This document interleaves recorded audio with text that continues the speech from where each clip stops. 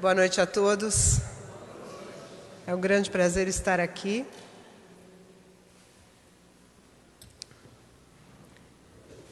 Para falar com vocês nessa noite. E hoje é uma noite especial em que a gente fez uma homenagem para as mães. Iniciamos com as crianças, depois as nossas queridas irmãs, nosso companheiro também do coral do A Caminho da Luz. E quando a gente fala em mãe, nós estamos falando, como diz Divaldo Franco, da médium de Deus. Por quê? O médium é aquele que dá passagem para que um espírito desencarnado se comunique. A mãe, ela dá passagem para que um espírito desencarnado reencarne. Nós, quando estávamos pesquisando para o tema proposto na noite, sobre reencarnação, mais especificamente sobre o fortalecimento dos vínculos familiares através da reencarnação, fomos assim vendo diversas coisas que mostram a veracidade absoluta da reencarnação.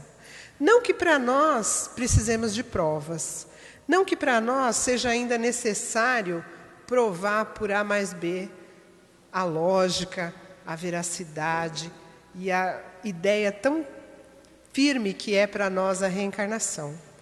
Porque, afinal, nós já estamos dentro da casa espírita, e estar na casa espírita sem acreditar em reencarnação quebra, Tudo que vem depois disso fica sem sentido. Então, é como se fosse um dogma. Precisamos acreditar em reencarnação para sermos espíritas ou para estarmos aqui dentro da casa espírita. Porque a reencarnação, ela nos explica tudo o que aparentemente parece injustiça do lado de fora. E a reencarnação vem nos explicar tudo isso. Rui Barbosa foi um político do qual se pode dizer um verdadeiro homem de bem.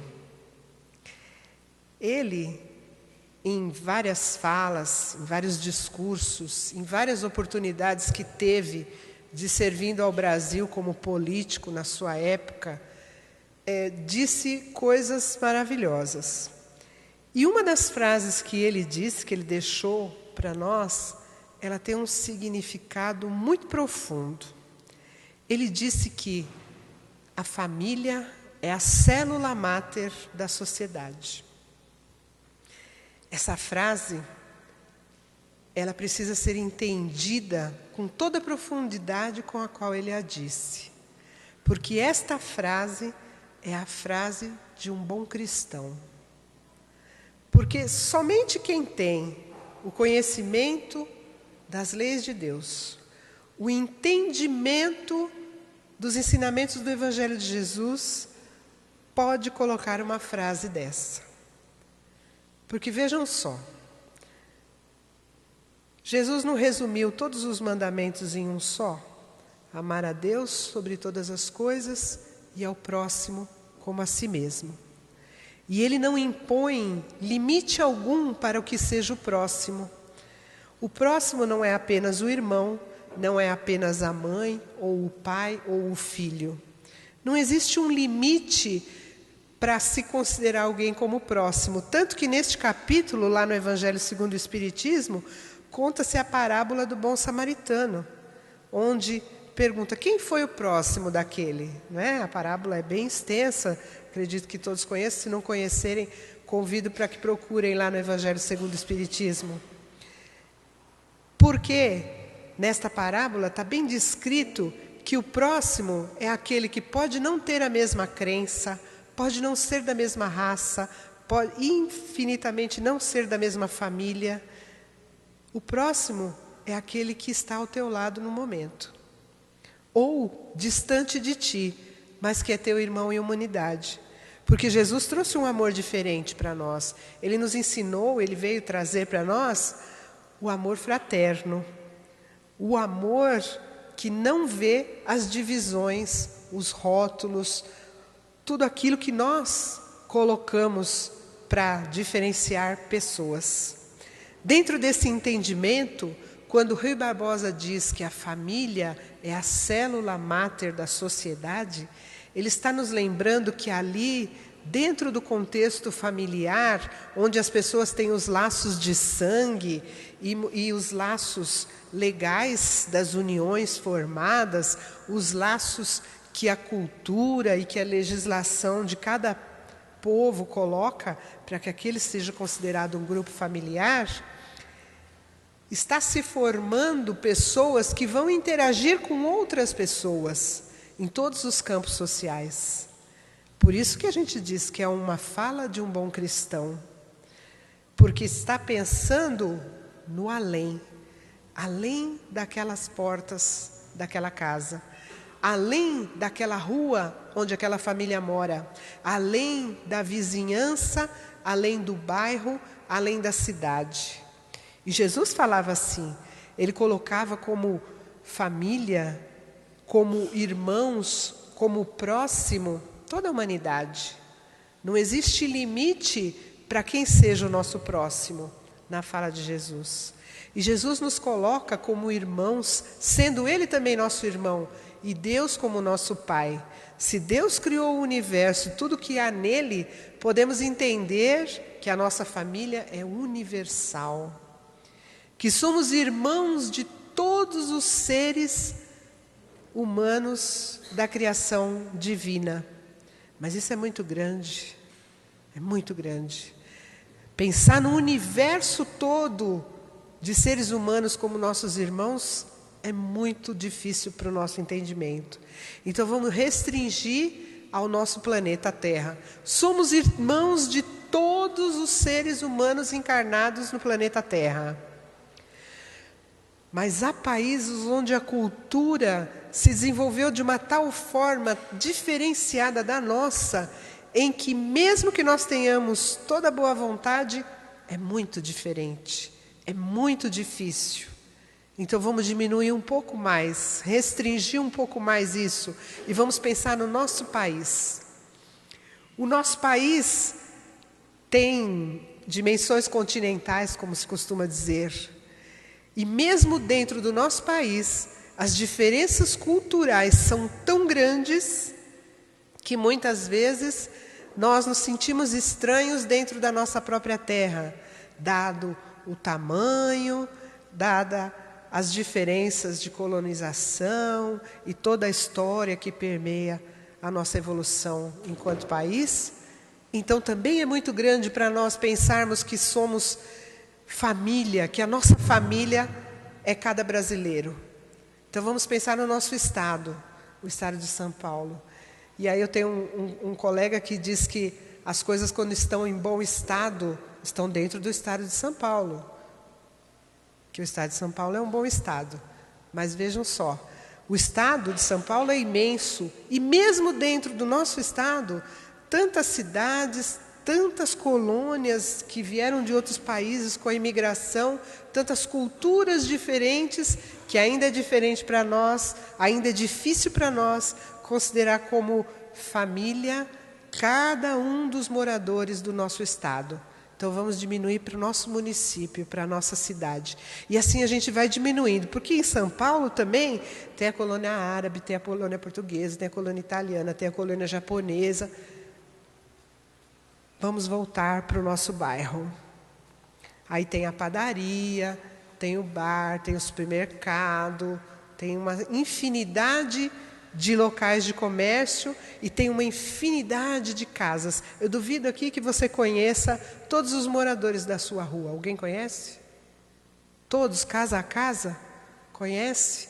Muitas vezes vivemos 30 anos numa rua e não conhecemos, nem nunca nos encontramos, nem assim, com uma pessoa que mora na esquina, que mora 2 quarteirões para frente. Então vamos restringir mais e voltar para a nossa casa mesmo. E aí, o nosso trabalho precisa ser feito e bem feito dentro do nosso lar. Dentro daquela célula máter que cada um dos membros saindo e interagindo com essa sociedade que está ao nosso redor, seja essa próxima dos vizinhos da nossa rua, das pessoas que encontramos no comércio do nosso bairro ou das pessoas que encontramos no nosso local de trabalho, que geralmente é distante, e aí nós vamos para outro bairro e acabamos interagindo com outras pessoas. Muitas vezes vamos trabalhar em cidades diferentes, municípios diferentes, estados diferentes, e aquilo que nós aprendemos no nosso lar, na nossa casa, na nossa família, é que nós vamos usar como material de interação com essa sociedade que nos envolve. Por isso que a família é a célula máter da sociedade. Por isso que ele tinha uma visão cristã quando disse essa frase, que nós estamos aproveitando bem hoje, porque achamos que ele foi muito inspirado ao dizer isso. Porque vejamos bem, família é uma coisa relativamente nova da humanidade terrestre. Se a gente começar a contar aí, vamos falar mais ou menos, que 1.800.000 anos atrás, o homem começou a povoar a Terra. E aí existia só o instinto de conservação. E a inteligência daquela época descobriu que o quê? Juntos somos mais fortes. Juntos temos mais força para nos proteger, para caçar, para nos alimentar, para procriar, para poder constituir o nosso clã. E aí, daí foram tendo as primeiras vestígios de famílias através dos clãs. E isso em toda a Terra, em pequenos locais de povoamento. Isso foi, vamos cortar aí milhares e milhares de anos de evolução para a gente chegar nos primeiros modelos de família. Conta-nos Emmanuel, no livro A Caminho da Luz, que o povo romano traz em si o grande mérito de ser o primeiro a fazer o modelo de família que deveria ser o modelo de toda a sociedade terrestre. O modelo onde há duas pessoas unidas para que dali se reencarnem filhos, se faça a educação, se transmita todos os valores, para que isso saia mundo afora através da sociedade. A gente olhando uma família, a gente pensa assim, né? Um pai, uma mãe, os filhos. E aqui nós não vamos de forma nenhuma falar apenas em famílias tradicionais, porque estamos evoluindo, sabemos que todo esse movimento que está acontecendo é um movimento de depuração, onde nós estamos aprendendo muitas coisas. E hoje sabemos que os modelos tradicionais de família não são exatamente aqueles que conhecemos.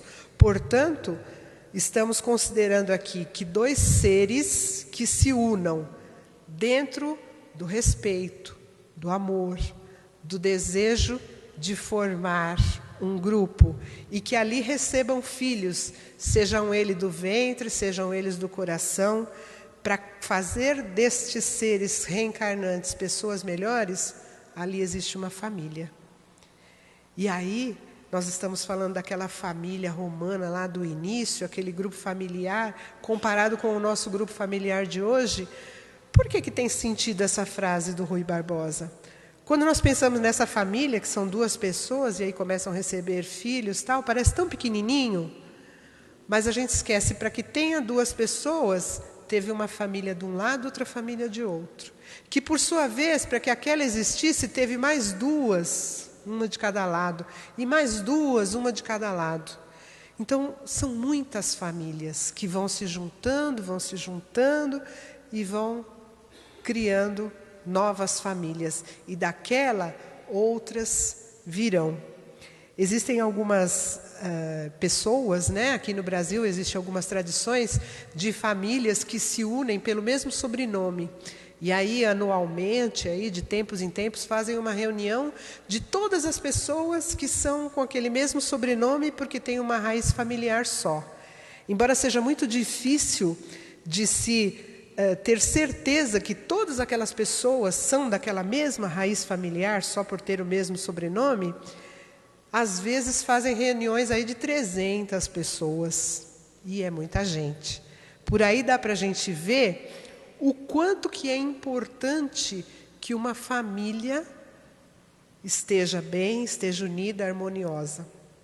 E o nosso tema fala hoje sobre a reencarnação. E Deus, na sua sabedoria, quis que a reencarnação acontecesse no seio da família. Às vezes não é bem assim.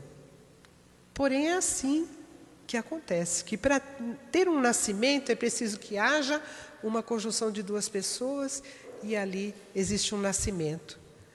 Nas leis de Deus, no nosso Evangelho segundo o Espiritismo, está escrito que Deus, na sua sabedoria, quis que fossem dois e não um, a receber o Espírito, a orientá-lo, a criá-lo, a envolvê-lo em muita luz. E muitas pessoas que desejam, de alguma forma, criticar a lei da reencarnação, dizer que ela não é verdadeira, colocar empecilhos ou colocar obstáculos para a nossa crença, costumam usar de dizer que a reencarnação rompe os laços familiares, porque você reencarna numa família e aí você faz toda a sua vida unida com aquelas pessoas, desencarna e numa próxima reencarnação vai reencarnar com pessoas diferentes. Não é isso. Certamente essas pessoas pensam que ao desencarnar vão encontrar uma fila de mães, uma fila de pais, uma fila de esposos, uma fila de filhos das pessoas com quem conviveram em várias oportunidades. Se a gente mal aguenta os que estão próximos de nós, né? Mal aguenta uma mãe, um pai, um irmão, a gente sabe que é difícil. A gente sabe que é complexo a situação. Imagine se a gente tivesse que reencontrar dúzias de pessoas que já foram nossos pais ou nossas mães. Na verdade, não é assim. Na verdade, nós vamos trocando de papéis dentro desse núcleo familiar. Dentro daquele grupo, aquelas duas famílias que formaram mais uma, aquelas outras duas que formaram outra, e aquela uma que já fez mais outra, as pessoas vão mudando de papéis. A reencarnação, por isso, ela fortalece os laços de família, ela fortalece os vínculos. Porque quando nós reencarnamos, vivimos naquele grupo, ali fazemos nossas experiências, somos recebidos por aqueles que nos aceitaram nos receber como filhos, para, num primeiro momento, nos proteger, nos educar, cuidar de nós, nos alimentar, fazer com que nós façamos a nossa caminhada. E depois que a gente fica adulto, senhor do nosso livre-arbítrio, nós vamos interagindo naquele grupo e muitas vezes nós temos algumas diferenças, algumas dificuldades, algumas desavenças. Não conseguimos nos ajustar com todos os membros. Alguns a gente se dá bem, a gente se ajusta e a gente vai. Com outros é mais difícil. Parece que está sempre em choque, sempre difícil. Mas creiam, a gente sempre diz aqui que nós estamos no nosso melhor momento, na nossa melhor encarnação.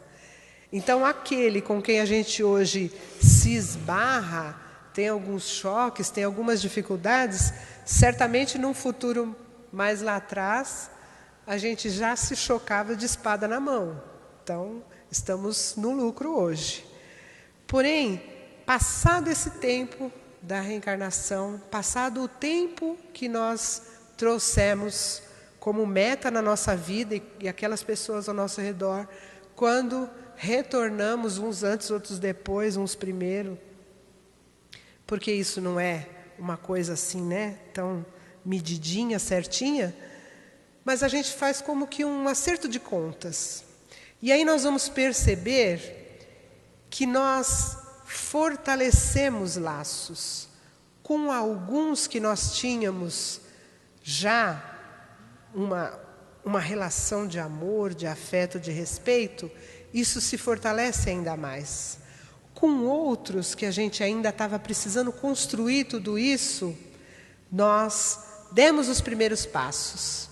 E se nessa reencarnação nós ainda nos esbarramos, na outra nós já vamos estar muito mais tranquilos, já vamos estar muito melhor no convívio com essas pessoas. Ou seja, fortalecemos laços, aumentamos o nosso círculo de amigos, aumentamos o nosso grupo familiar espiritual.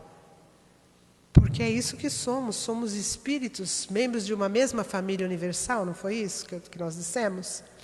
Somos espíritos, filhos de um mesmo Deus, membros de uma mesma família universal. E precisamos nos reajustar. Por isso a reencarnação nos traz essa oportunidade de reajuste.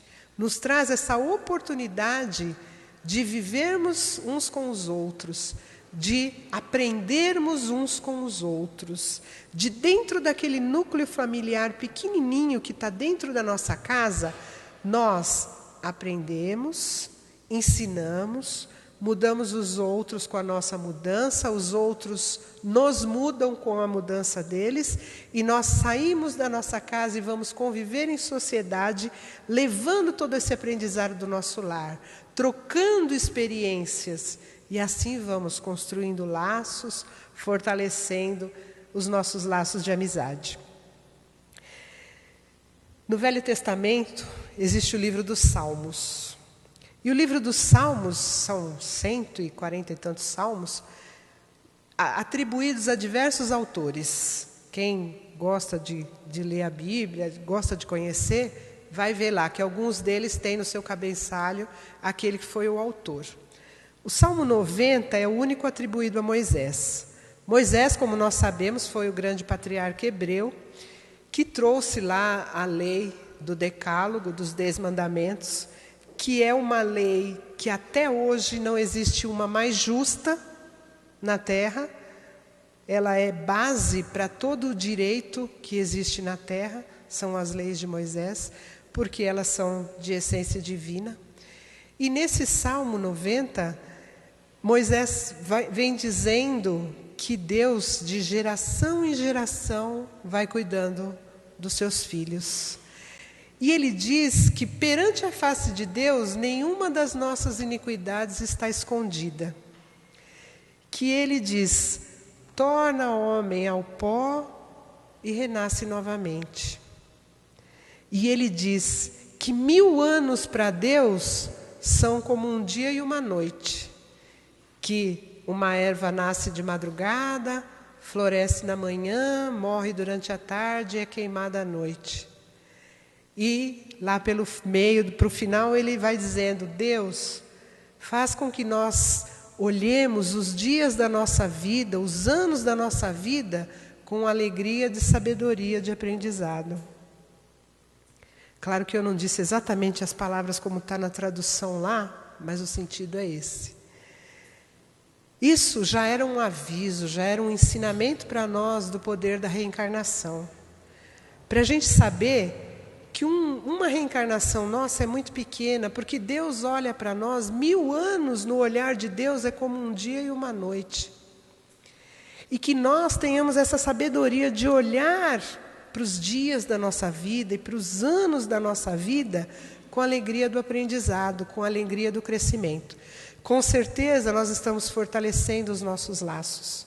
Com certeza nós estamos fazendo com que essa célula máter da sociedade lá dentro do nosso lar transforme todas as outras células com as quais nós entrarmos em contato no espaço de uma vida, e depois nós seremos chamados para que em outros espaços possamos entrar em contato com outras células e assim criar a verdadeira fraternidade, aquela que Jesus ensinou. Só para encerrar, eu gostaria de ler para vocês um trechinho da primeira carta de Paulo a Timóteo, onde ele diz: aprendam primeiro a exercer piedade para com a sua própria família e a recompensar seus pais, porque isto é bom e agradável diante de Deus. Não é novidade.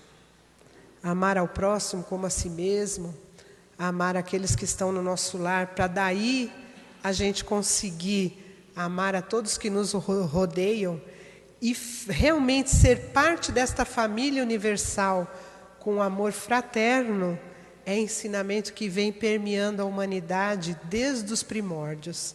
desde os primeiros clãs. E que hoje chega para nós essa ideia de que a reencarnação é uma ferramenta, é uma oportunidade de fortalecer os nossos laços, de cada vez ter mais amigos, porque quando planejamos a nossa reencarnação, já tendo formado amigos, nós podemos ter entre a nossa família, entre aqueles que estarão no nosso lar, os que já são nossos amigos, para que possamos ter forças, e aqueles com os quais nós precisamos nos reajustar. E aí, juntos todos, naquele caldeirãozinho, nós vamos fortalecer os nossos laços. E lá, na prestação de contas, com certeza vamos ter um lado do crédito maior, porque fizemos em uma reencarnação mais amigos, mais irmãos. Graças a Deus.